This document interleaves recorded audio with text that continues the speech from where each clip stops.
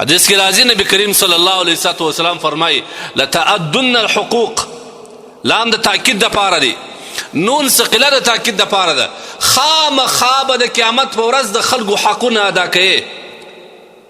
د قیامت په ورځ چې بنده الله تبارک وتعالی حضور ته راسي، ښه اعمال به کړي وي، لمونځونه به په صحیح توګه ادا کړي، تبلیغ ته به تللي، حجونه او عمرې به کړي، زکاتونه به ورکړي، رنګارنګ ښایسته اعمال، نیک اعمال به کړي، عملنامه به ډکې.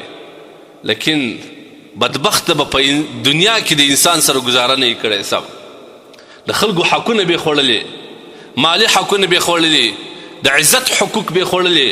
دا کس چې د الله حضور ته راسي نو بیا به دی دا وایي چې اوس خو الحمدلله الله جل جلاله زما په حق کې د جنت فیصله کوي. بیا به یو مظلوم راسي، الله ته به خواست وکړي چې لا دې سړي زما دا حق، زما څه داسې پیسې یوړې، او بیا یې ویل چې زه ډیوالي شوم، د ډیوالي په نامه باندې زما پیسې وخوړلې، غصب یې کړ. الله تبارک وتعالی به بیا د ده د نیک اعمال څخه هغه ته بدله ورکوي.